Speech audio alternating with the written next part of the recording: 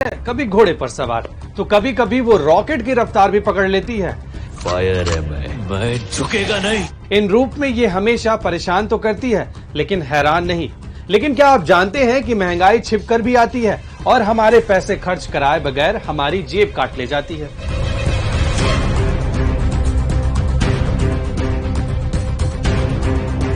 Petrol, diesel, रसोई gas और नींबू का नाम सुनते ही हमारे जहन में महंगाई की तस्वीर सामने आने लगती है। लेकिन आज हम आपको एक ऐसी महंगाई के बारे में बताएंगे जो लगातार बढ़ तो रही है लेकिन हमें दिखाई नहीं दे रही। ऐसी ही छुपी हुई महंगाई के बारे में चलिए आपको बताते हैं। बाजार में कुछ डेली यूज प्रोडक्ट ऐसे भी हैं जिनकी कीमत महंगाई के इस दौर में भी नहीं बढ़ी, लेकिन फिर भी वो महंगे हो गए। आप कहेंगे भला ये कैसे हो सकता है, लेकिन ऐसा ही है। करीब 20 से ज्यादा प्रोडक्ट ऐसे हैं जो उसी के दाम में मिल रहे हैं जिस दाम में हम उन्हें साल भर पहले खरीदते थे। आखिर इन प्रोडक्ट पर महंगाई का असर क्यों नहीं हुआ? ये छिपी हुई महंगाई कैसे आपके किचन में दाखिल हो रही है? दैनिक भास्कर ने इस बात की पड़ताल की।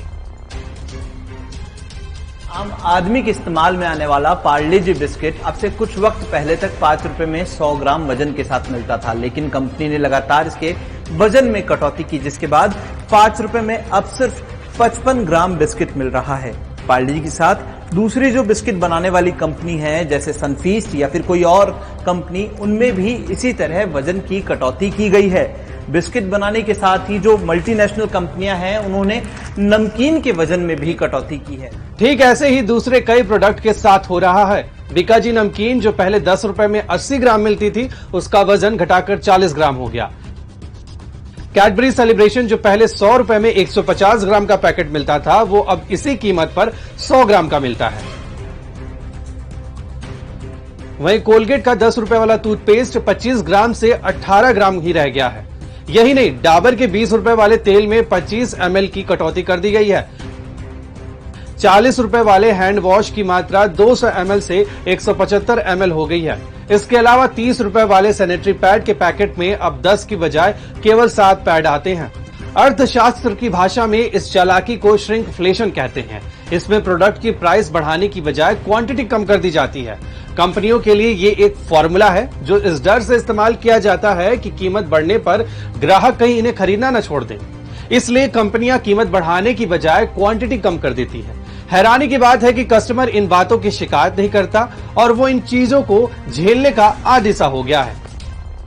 चॉइस होगी तो हम लड़ सकते हैं ना, जब खरीदना है, गुजारा इसी से होगा, तो you have to accept it. ऐसा भी नहीं है कि ग्राहक ऐसी बातों से पूरी तरह अनजान है, लेकिन वो खुद को बाजार में बेबस पाते हैं। क्योंकि जनता बोलती नहीं, यह है कि एक पशु के समान है, बोलती तो है नहीं। झंडा हलाल सब में हाल जाएगी, क्या कर रहे हैं, हल्ला मचाने के लिए पहुंच जाएगी, मगर कोई नहीं करता सही बात। वहीं दुकानदार भी इसे बाजार की मजबूरियों का नाम देते हैं। एमएनसी कंपनियां तो बहुत ज्यादा इन चीजों को कर रखी है, मतलब हर आइटम में मानो बहुत ज्यादा हो गया। अब तो ये मानो ऑयल वगैरह इनमें भी होना चालू हो चुका ऑलमोस्ट।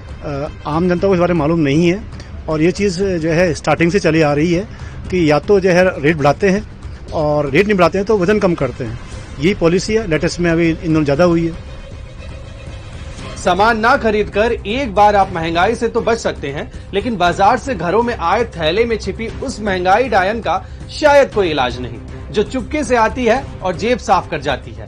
तो देखा आपने किस तरह मल्टीनेशनल कंपनियां कीमत की जगह वजन घटाकर महंगाई का बोझ आम आदमी के सिर पर डाल रही है। ऐसे में अगर आप भी अब किसी भी दुकान पर कोई सामान खरीदे तो उससे पहले प्रोडक्ट्स की जानकारी जरूर से लें। सहयोगी